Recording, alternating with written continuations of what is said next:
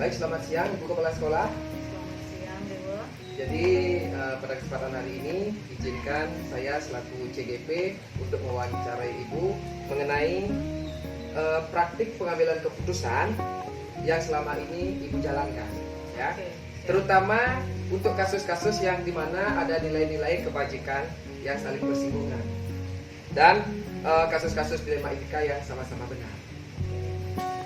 Baik Ibu, saya akan mulai aja wawancara ini dengan mengajukan 8 pertanyaan. Baik. Oke, siap. Yang pertama Ibu, nah selama ini bagaimana Ibu dapat mengidentifikasi kasus-kasus yang merupakan dilema etika atau bujukan moral? Ya. Jadi selama ini untuk kasus-kasus yang pernah Ibu alami yang merupakan dilema etika dan bujukan moral, cara pertama yang Ibu lakukan untuk mengidentifikasi itu pasti mencari faktanya terlebih dahulu. Apa penyebab terjadinya kasus itu?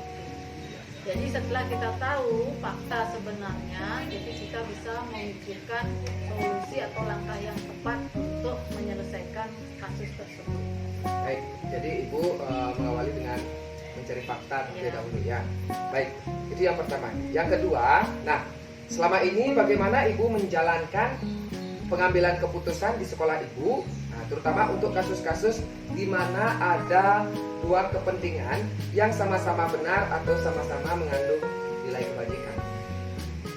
Ya, jika ada kasus di mana ada dua kepentingan yang sama-sama benar, pasti yang Ibu lakukan untuk mengambil keputusan itu, pertama, apakah keputusan yang akan Ibu ambil ini sesuai dengan aturan, supaya jangan sampai keputusan itu malah menjadi tanpa kita sadari itu menyalahi aturan yang berlaku. Bertentangan ya, bertentangan dengan aturan yang berlaku. Setelah itu yang kedua pasti Ibu akan memusyawarahkan terlebih dahulu juga sama teman-teman sebelum Ibu mengambil sebuah keputusan. Jadi setelah apa namanya tadi itu Ibu melakukan identifikasi supaya tidak bertentangan dengan aturan. Yang kedua Ibu melakukan musyawarah dengan teman-teman. Baik. Nah yang ketiga Ibu, langkah-langkah atau prosedur seperti apa yang biasa Ibu lakukan selama ini? Dalam hal apa ini? Nah dalam hal pengambilan keputusan ini,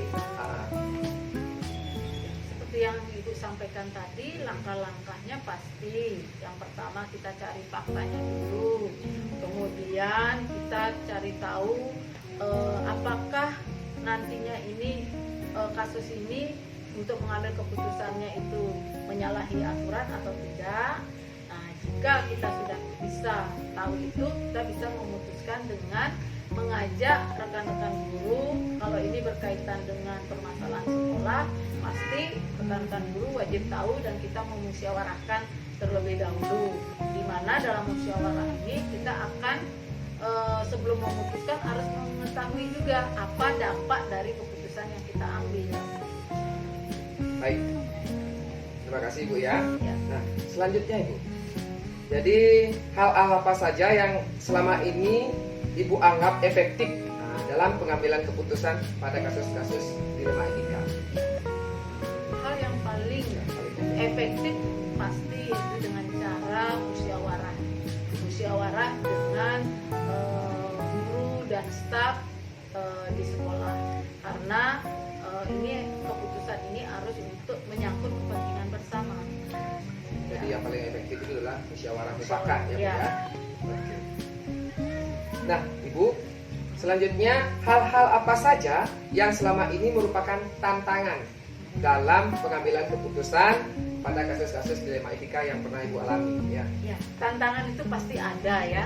Apalagi kita selaku seorang pemimpin, di mana kita harus mengambil keputusan yang nantinya bisa diterima oleh semua pihak.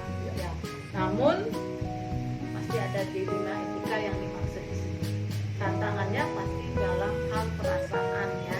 Perasaan diri kita sendiri sebagai seorang pemimpin. Karena jujur Ibu pasti memikirkan membuat keputusan ini apakah dampaknya bagi di dalam kasus itu. Tuh, bagaimana? Apakah sudah bisa memenuhi keinginan semua orang atau belum? Tuh, jadi perasaan pasti menjadi tantangan utama. Jadi itu tantangan yang terberat. Ya. Baik.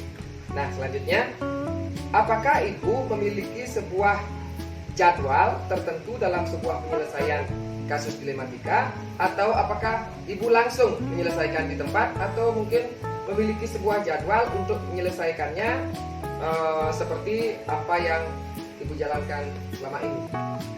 Tergantung sikonnya, ya, tergantung sikon atau kasusnya. Nah, jadi besar kecilnya kasus itu ya Bu ya. Jika karena kita kan tidak pernah bisa mengetahui, oh ini kasusnya, ntar ada kasus, kita tidak bisa prediksi seperti itu. Tetapi bila ada laporan ada kasus dan itu dilihat, oh ini termasuk kasus ringan, bisa diselesaikan di tempat hari itu juga. Tetapi jika ada kasus yang melibatkan banyak orang, di situ kita harus membuat jadwal. Misalnya kita mengadakan, ibu selaku pimpinan pasti menentukan jadwalnya untuk menyelesaikan kasus ini supaya kita bisa duduk bersama dan bisa mencari solusi yang tepat untuk menyelesaikan kasus itu. Jadi tergantung dari besar kecilnya kasus yang terjadi bisa, ya Bu ya. Ya, bisa diselesaikan di tempat itu juga dan bisa dengan cara mengatur jadwal untuk rapat. Ya. Baik. Nah, dalam hal ini Ibu, apakah adakah seseorang atau faktor-faktor apa yang selama ini mempermudah atau membantu Ibu dalam pengambilan keputusan dalam kasus-kasus dilema etika ini? Pasti ada. Ya, ada yang kita jadikan panutan, dilihat dari karena kita mengenal seseorang kan kita tahu karakter orang tersebut ya.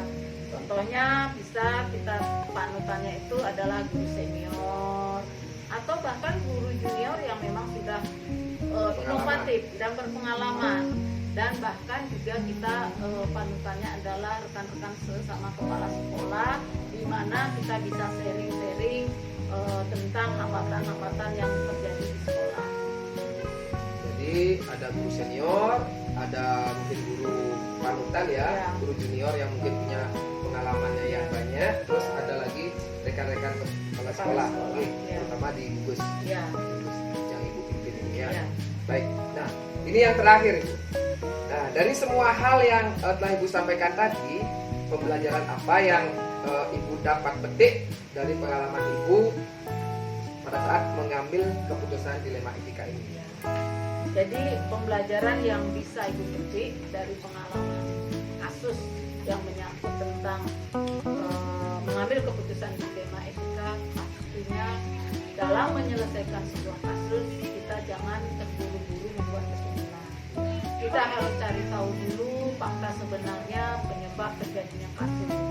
Kemudian kita bisa melakukan pengalamannya yang lain lagi adalah kita dalam menyelesaikan kasus jangan langsung mengambil keputusan sendiri, tetapi ajaklah duduk bersama, bermusyawarah untuk mendapatkan keputusan bersama yang nantinya bisa dijalankan oleh semua pihak. Jadi itu. Baik, terima kasih Ibu ya sudah bersedia saya wawancarai mengenai bagaimana Ibu dalam hal pengambilan keputusan yang selama ini Ibu jalankan, terutama untuk kasus-kasus yang di dalamnya terdapat nilai-nilai kebajikan yang saling bertentangan atau bersinggungan, ataupun kasus-kasus dilema etika yang sama-sama benar. Baik Ibu, terima kasih atas waktunya. Terima kasih ya.